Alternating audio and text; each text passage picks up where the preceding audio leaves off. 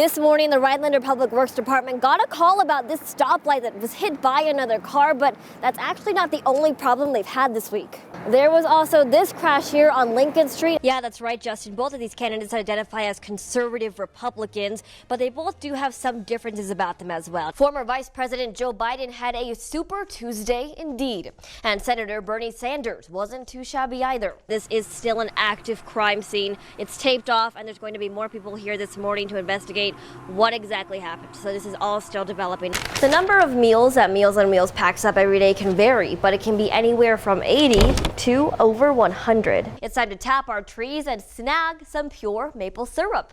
So joining us this morning to teach us all about it is Matt Paris, and he's going to show us some of what he's created. So good morning, Matt. But I just wish you could see how many lights are out here because it is absolutely beautiful. We have lights going feet high up in the trees. There are 19 new displays this year as well. There's a lot of fun stuff to look forward to, but one big thing is this trolley right here, actually. A Bohemian Pilsner from Lazy Monk, Central Waters Bourbon Barrel Stout. We have a lot of different craft beers from all over. When the Mosinee Brewing Company opened late last year, owner Jacqueline Forbes-Kern was surprised at how quickly her business started to grow.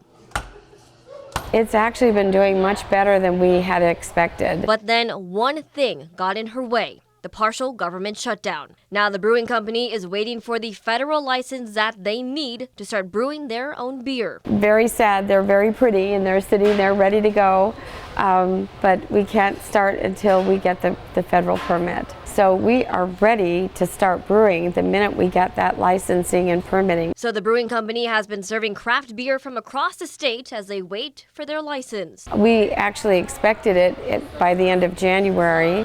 However, because of the delay in the shutdown, we don't know how long it'll be. Forbes-Kern says business hasn't been affected, but she's still ready to start brewing her own beer for her customers.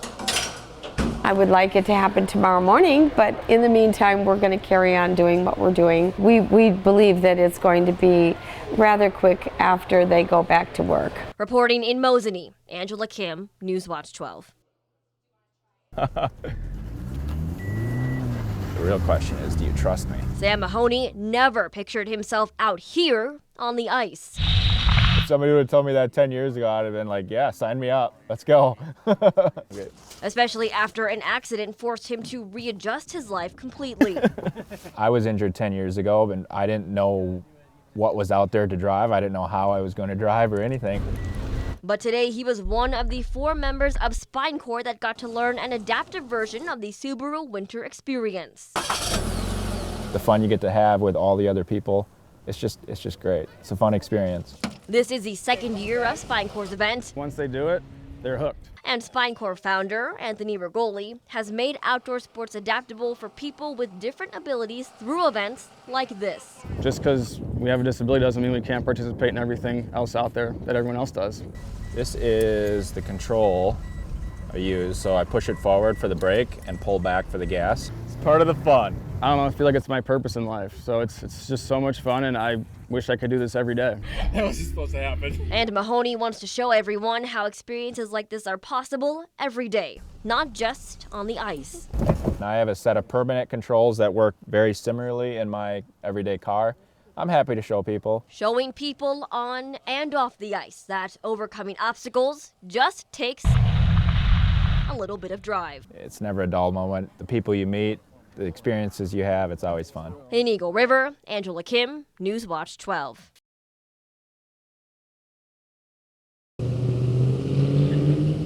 Dan Heckertle woke up to a surprising call this morning. We were a little surprised. A car crashed near Palms Tires in Rhinelander, knocking over a stoplight. That one vehicle was turning left from Courtney Street onto Davenport Street at a green arrow, and the other vehicle was coming across Courtney Street without slowing and was going straight through the green arrow rather than yielding the right-of-way. This morning, the Rhinelander Public Works Department got a call about this stoplight that was hit by another car, but that's actually not the only problem they've had this week. There was also this crash here on Lincoln Street, and they both happened within the same week, within a few blocks of each other. This is a little unusual. Usually you don't have 3 intersections within a week or 2 span.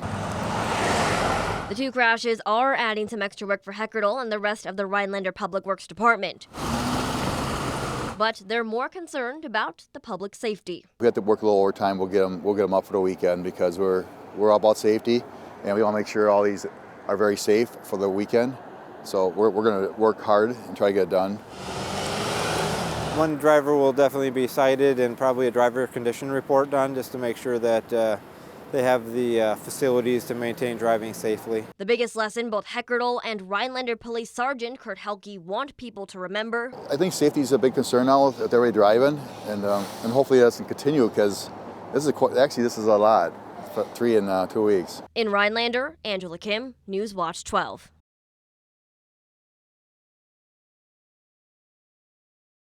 Newswatch 12 Today starts now. Good morning. Thanks for waking up with us today. I'm Angela Kim, here with Marissa Silvis. As winter draws to an end, so does a favorite pastime for many people in northern Wisconsin. But it's still not too surprising that the trails are starting to close because we've seen so many mild temperatures recently. I know. Spring is on the way. Yeah, and another day today. So for more on that, let's head over to our weather center with Tyler Moore. And Tyler, again, another mild start, but it's going to look a little differently today outside. Yeah, we're going to see a little bit of snow in the forecast for today. A June 15th trial start has been scheduled for the Utah truck driver accused in the OWI crash of a Wisconsin woman. More than 150 Wisconsin communities will soon get the help that they need for local transportation projects. Governor Evers announced yesterday that the $75 million of grant and funding will go to 84 towns, 34 cities and villages, and 34 counties. The money will support a myriad of projects from roads and bridges to harbors and railroads, even pedestrian walkways and bike paths. The D.C. Everest teacher accused of taking upskirt photos and videos of female students will now face federal charges. Dozens of cases of the flu and other illnesses have closed 3 schools in Charlottesville, Indiana. This tops our medical news this morning. NASA Administrator Jim Bridenstine will detail the implications of NASA's new Moon to Mars plan today.